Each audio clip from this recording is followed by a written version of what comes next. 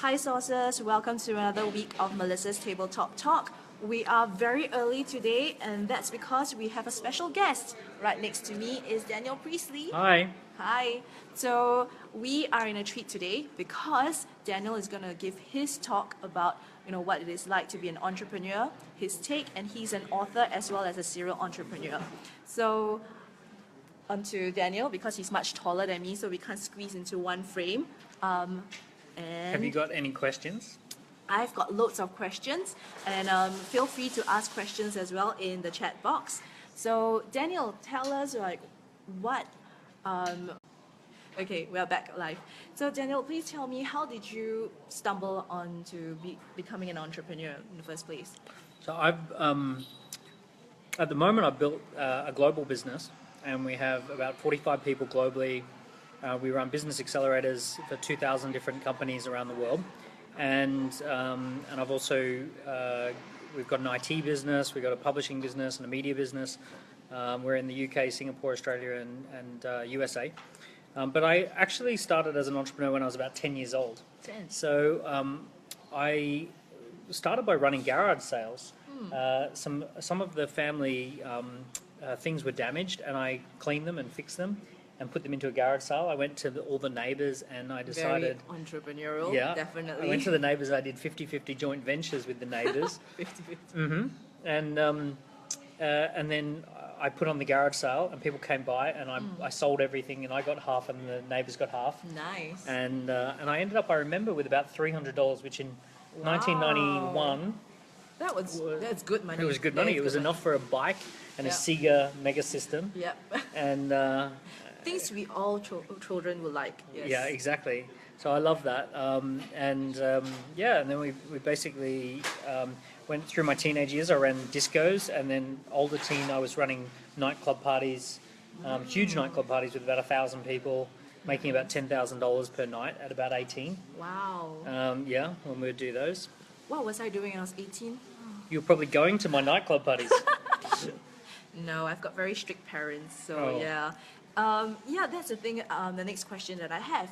Because in Singapore, I'm not sure about the current generation, but my parents, they were pretty strict. And it's not like they didn't encourage the entrepreneurship, but they were always teaching us about being safe. And any money that we have, they would talk about keeping it in the bank. So do you think that has changed nowadays, or what's your take on it? Well, look, I'm not against being safe, and I'm not against having a job and getting a good job. I think there's no point forcing yourself to be an entrepreneur unless you've got a genuine calling for being an entrepreneur and you've got something you want to do. I also believe that it's not one or the other. So I think a lot of people have it in their mind that they have to either become a founder who starts a brand new business, or they work for a big corporate. And actually, joining an entrepreneurial team is lots of fun and has lots of rewards and lots of flexibility. And being part of an entrepreneurial company can be just as, if not more fun than starting one. Yeah. But look, I think one of the things that people have to realise these days is that a corporate job is not as safe as it once was. So it used to be that a corporate job was an incredibly safe place to work. And if a parent wants to encourage their kids to be safe these days, they really have to encourage their kids to be entrepreneurial, because the safest thing you can do is be someone who can spot opportunities and who can get resourceful and organise investors and get things done. And if you've got those skills to sell things, market things, identify opportunities, those are very valuable skills to have. And actually that makes you more safe in today's economy. That is true. So Daniel is here today talking about surfing the entrepreneurial waves. I thought it was really, really insightful, and I invited 4 of my friends, and they also said that it was a really, really good talk, so thank you for that. But for our viewers who obviously did not join us today, what were you doing? Could you just give them a little bit of a taste of what you've mentioned to us today? Yeah, so the day was all about becoming a key person of influence. I know the sign is not wrong, it's actually the mirror image. But becoming a key person of influence is an important thing for anyone to do, because in every industry there are key people of influence whose names come up in conversation. They attract more opportunity, they earn more money, they have more fun, and it's a very small group of people who really position themselves as a key person of influence. And there's a different set of skills that you need. So if you're a photographer, then the set of skills that you need, is understanding how the camera equipment works and understanding how to work with the client, all of those photographic skills. But there comes a point where having more and more and more of those skills doesn't make you a more highly paid photographer. There comes a point where having a personal brand and being known, liked, trusted, having products in the market, winning awards, creating, partnerships, that's actually what makes you a more highly paid photographer. So we talk about 5 things today, which was number 1, how do you pitch what you do to sound different to everyone else and to sound more valuable than everyone else? How do you publish great content that people want to read and people find from all over the world? How do you turn what you know into different products? And we talked about 4 different types of products that are very effective. How do you build a profile so that people have already heard of you before you even meet them? And then how do you do partnerships with companies that are much bigger than you are, and that generate a lot of business and give you more capacity? So we talked about all those 5 things today. Talked about how that progresses you through an entrepreneurial journey and how to build digital assets that support the ongoing growth of the business. Yeah. So there was one part about the digital assets you were talking about, registering like your trademarks and copyrights. So is that really necessary? Because some of our mentors have actually told us that that's not important. It's more important to get your product and your services out to market, because if by the time you create all the IP assets in the registration process, you would have already lost the advantage over your competitors who would have already taken the product out. So what is your take on that? So I would agree with that, depending on the size of business that you want to build. So if you want to build a small lifestyle business, then there's a very good chance that no big company is going to sue you. They might tell you that you've infringed their copyright and they might tell you to stop. Occasionally, if you use someone's image or you use someone's copyrighted materials, or if you infringe a trademark, they will actually sue you. So it's worth at least doing some searches to make sure that the names and the product names you've come up with don't infringe on anyone's trademarks. Even if you're not going to trademark yourself, you want to make sure you're not stepping on anyone else's toes.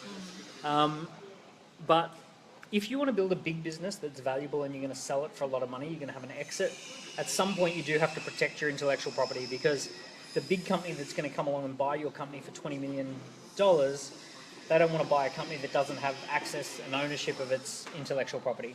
So it really depends on what size business you want to build. Okay.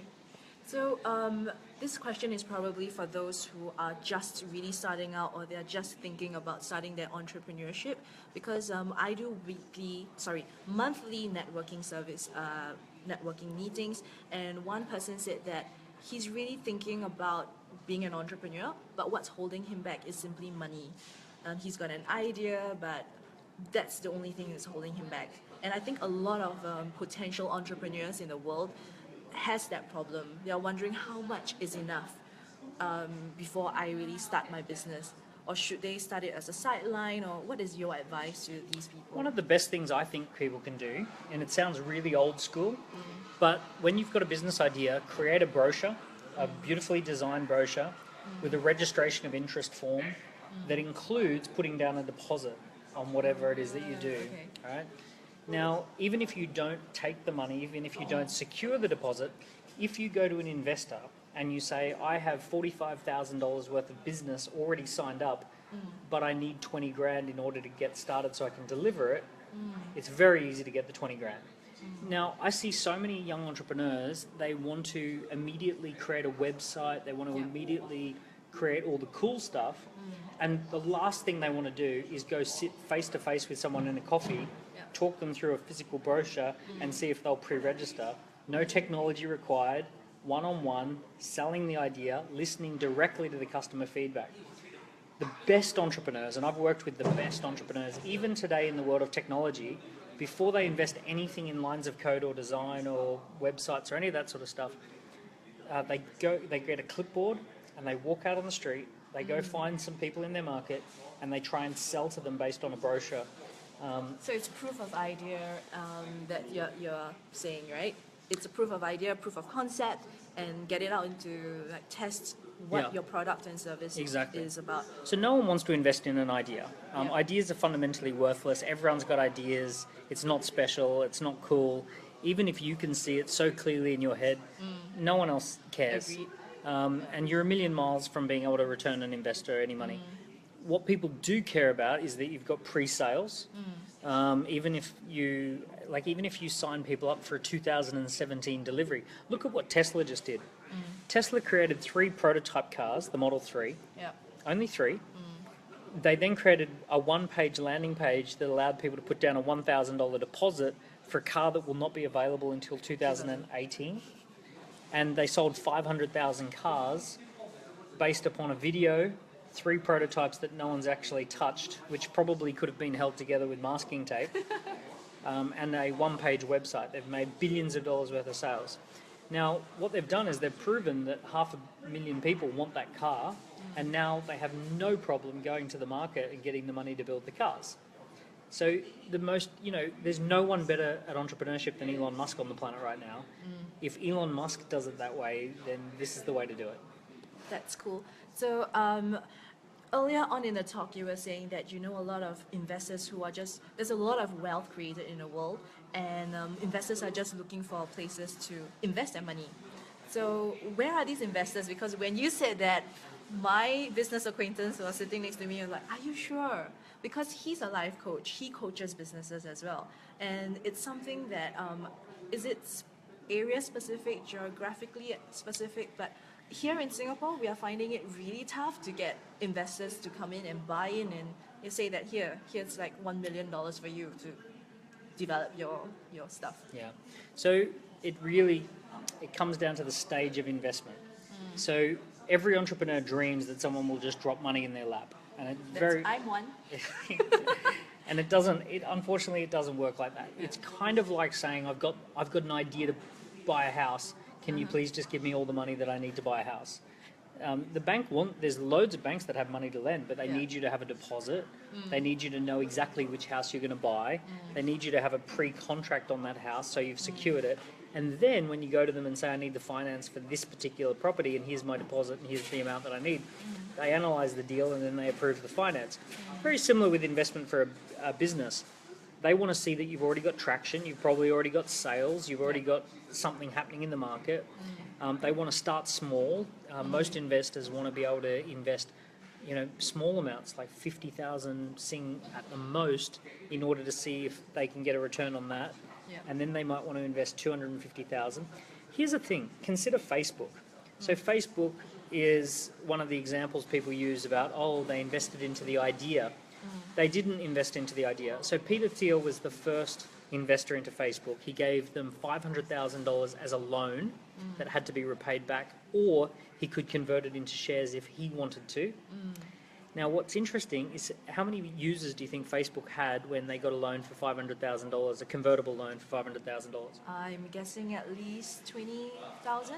They had 700,000 members.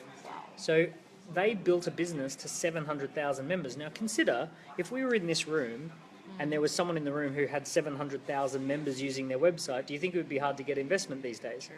It would be so easy, right? So everyone says, Facebook got investment early on. Yeah, early on compared to where they are now. But in most rooms, Facebook would be one of the biggest businesses in the room before it got investment. I see. That is true. And hi Edmund, he just joined in, and whoever else just joined in, say hi. We are live, so I will have to repeat. We have a very special interview today with Daniel Priestley because he's not in town all the time. So Caleb is at the background laughing. Maybe we'll interview him next week, I'm hoping. He's ignoring me now.